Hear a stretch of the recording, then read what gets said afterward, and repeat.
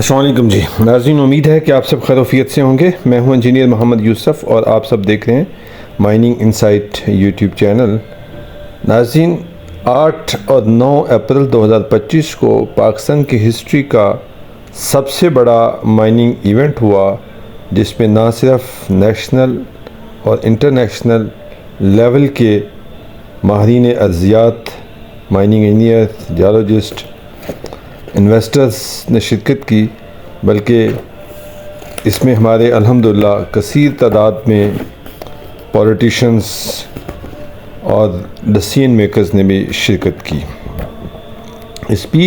इस इवेंट में जनाब अली परवेज़ मलिक साहब, जो कि फेडरल मिनिस्टर हैं पेट्रोलियम के, उन्होंने बड़ी खूबसूरत स्पीच की। बहुत खूबसूरत उन्होंने मिनरल पोटेंशियल के हवाले से बात की। तो आइए हम सुनते हैं उनकी कंप्लीट स्पीच। जनाब अली परवेज़ मलिक साहब ने इस इवेंट पर पाकिस्तान के मिनरल रिसोर्सेज के हवाले से क्या बात की, इन्वेस्टर्स को कैसे इनकरेज किया और पाकिस्तान का मिनरल पोटेंशियल के बारे में क्या डिटेल्स थी। आइए सुनते हैं उनकी speech.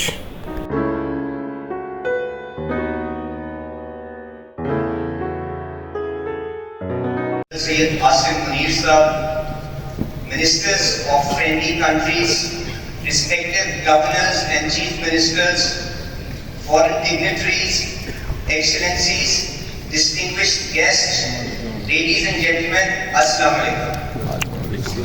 It is my distinct honor to welcome you to the Pakistan Minerals Investment Forum 2025.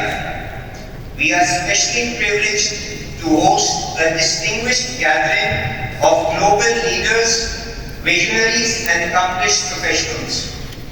To the esteemed international dignitaries and delegates who have joined us from across continents, on behalf of the government of Pakistan, I extend our deepest gratitude.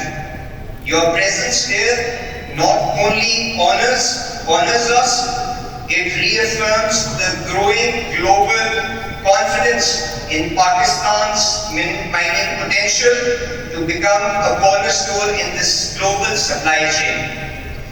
As your host, let me briefly showcase to you the vast mineral wealth of Pakistan and the extraordinary opportunity it presents to the world. And we have the presentation. So, can we go to the next slide?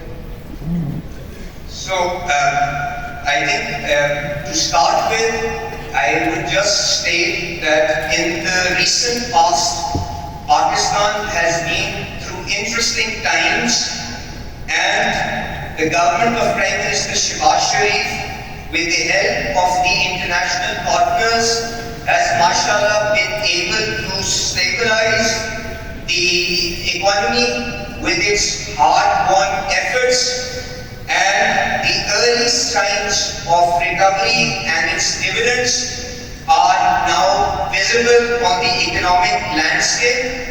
To just showcase you a few examples of how the situation has improved and where we are today, I would just like to spotlight the improvement on the foreign exchange reserves front, which should give a lot of confidence to the international investors present here that the repatriation of profit issues which have been cleared in the last 1 year, inshallah, that would be a permanent solution for us in the near future. The current account deficit, which has been the perennial issue, which has forced Pakistan into a boom and bust cycle, in the last 8 months, we've been able to convert that into a surplus of around $650 million. The inflation, which had skyrocketed to around 40% a year back, is now well in check, and the CPI is hovering around 1%. The Pakistan Stock Exchange, despite the recent turmoil that we see in the markets, remains amongst one of the best performing markets in the world.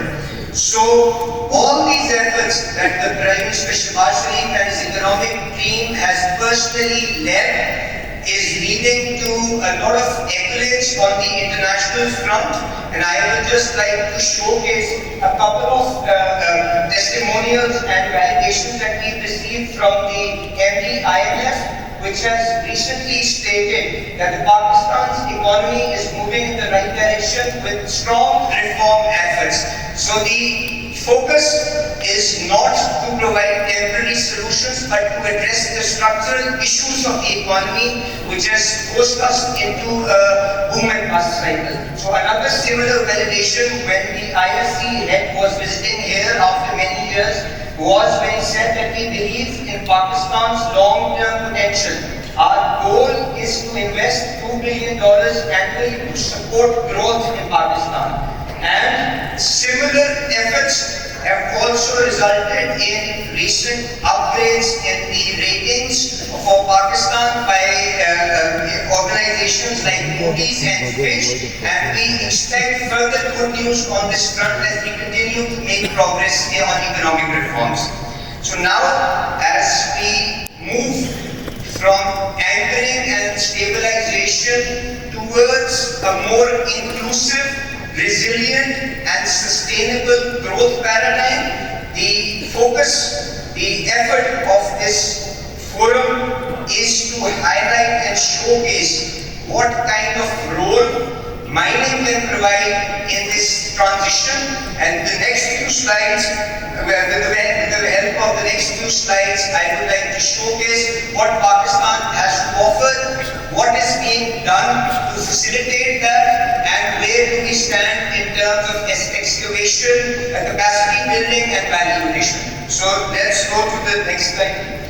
So my brother Minister Belushi stressed the importance of the lithium belt. So undoubtedly that belt remains vastly unexplored, and it starts from east of Europe, passes through west of Pakistan and goes all the way up to Southeast Asia. So this is where it enters Pakistan, goes up to APK, and then moves on towards Southeast Asia. So now this is just to spotlight where Pakistan is on the lithium belt. Now I will just zoom in on the particular areas and what kind of potential is available there in those provinces. So next G. So now we are into Balochistan, which I think is richly endowed and undoubtedly has one of the largest reserves, untapped reserves of copper and gold. It is home to huge mineral potential, and it is not just restricted to Chavi district, which is located around here. I think Chavi has gathered a lot of spotlight because of the Ricotic project and the Sandic project that are being discussed, and has tremendous potential of copper and gold. But then there is also the Mustar and the Smela belt, which is located somewhere over here, and there are measured reserves of lead and zinc over here, and then there is the Zob corridor, which is somewhere over here, and there are indications of chromite and antimony that have been seen over there. So now this is just the Balochistan area. Now moving on to Khyber Pakhtunkhwa. I think a lot of focus has been on Balochistan. But the other provinces, since they are also on the lithium belt, have vast potential. When you zoom into APK, I think the Chitral and the Khoistan belt, if you look there, there are showings and endowments of copper, placer gold, gemstones, copper, antimony, and all those precious materials that are listed here in this belt also. Now moving on to Punjab, I think one of the biggest reserves of Himalayan pink salt is located in Punjab, and that potential is being excavated and engineered. There are also indications of iron ore, placer gold, and many other important materials. Now moving on to Sindh. And we have the Honorable Chief Minister here. I think one of the biggest reserves of lignite coal is located in Thar. The sizing of that opportunity is around 175 billion tons. And the current production that is happening there is only 11 million tons per annum. So there are a lot of projects, a lot of opportunities in gasifying this coal resource and meeting the energy and the fertilizer needs of the country. So, and then there are also dimension stones and industrial minerals that are also available here. Now moving on to Gilgit-Baltistan, I think in Gilgit-Baltistan there are also indications of gemstones, various projects and undertakings are being done there to develop and harness the potential of gemstones in this belt. And then you have rare earth elements, indications of tracer gold and many other materials in this belt also. Moving on to Kashmir. I think Kashmir, just like the other areas of Pakistan, is equally endowed with many rich minerals which include gemstones, gold, lead, zinc, manganese, industrial minerals and dimension stones. So this is, we can go to the next slide. This is just to highlight the kind of potential that remains untapped within Pakistan and what is being done to cultivate and harness this potential. So now on what the government is trying to do to facilitate the discovery of these minerals and to add value to these products. I think everyone understands and appreciates that minerals primarily remains a provincial subject. However, the vision of the Prime Minister and with the support of the Army Chief was that we harmonize the fiscal and the legal framework under which this entire activity is happening. Currently, there were more than 6 acts, more than 6 policies, 8 acts, and around 36 different variations of rules under which this mining activity was happening.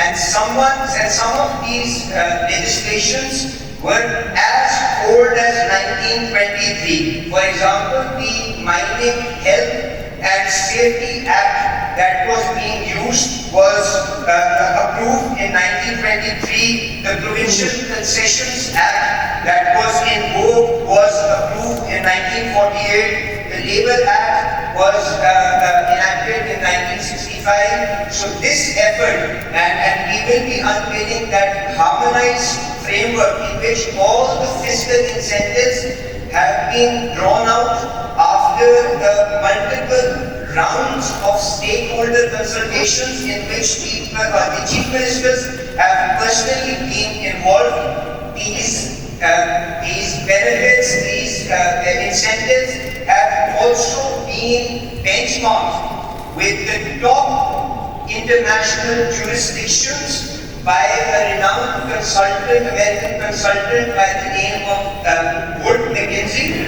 And similarly, the legal framework has also gone through this rigorous round of evolution and was led by a renowned law firm based out of UK, which is Malik So this is an effort that has happened in the last 1 year under the stewardship of the Prime Minister. Now what are the key features of that policy? I think the first thing that we also get clear about is how will you ensure that the value addition is done locally in the country and it is not just basic metals and the concentrate that is exported out of Pakistan. So the incentives, whether it be in terms of developing the royalties, have been imposed based on a sliding scale. So as you move up in the value chain, the burden of the royalties that has to be shared will reduce. So that is incentivized onshoring of maximum amount of values. The other key feature is that we have tried to keep the IRR because these are projects which require huge capital outlay, long gestation periods. So in order to ensure that the IRR is comparable to what is offered in other jurisdictions like Indonesia, in Australia, in Chile, we have tried to benchmark this entire framework with that. Then, in order to push for optimized costs and minimize quality losses, an effort has been done to push for corporatized and mechanized mining, which means that the investors will go through a robust screening process. The third is a lot of effort has gone into ensuring transparency in the licensing and allotment of the blocks purely on merit basis. And then lastly, a lot of emphasis has gone in ensuring that the ESG requirements are met. And all this is also being facilitated through the Special Investment Facilitation Council, which provides a one-window solution for all the foreign investors who want to enter into this market. So we can go to the next slide. So now what is being done to expedite this process? This entire thing is based on the institutional capacity of the Geological Survey of Pakistan. So under the clear directions of the Prime Minister, the GSP is being revitalized.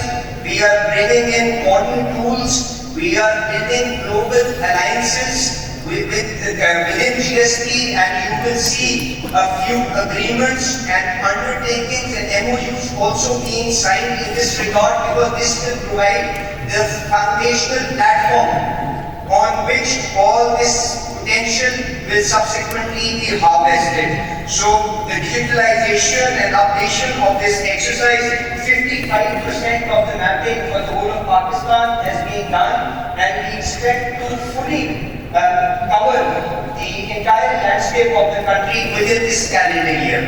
After that, we are also trying to leverage GIS-based technologies to centralize and share critical sector data, consolidation of this data, and making it easier for potential investors. That is another effort that we are moving towards. So the next slide. So now, coming to the last slide of my presentation. So the emphasis that I want to put through this slide is that as the world transitions towards greener technologies and modern tools, the reliance on these critical metals will increase exponentially. And most of the brownfield discoveries that are operating currently on the global landscape, they are gaining in terms of importance. So Pakistan provides that untapped opportunity with which we can meet these global requirements. There are more than 20 active exploration licenses that are underway. There are, since these projects require a lot of technological knowledge and expertise, manpower skills, we are trying to build international alliances to spotlight some successes for the world. And I'm grateful for Malik, who has joined us, teamed us with exploration of Recorded. Mr. Mark Briscoe is personally here. He will be providing detailed information on the project. Then we have our friends from UAE, International Resource Holding, which is helping us develop this sector. The Chinese friends, MCC, is already involved in setup and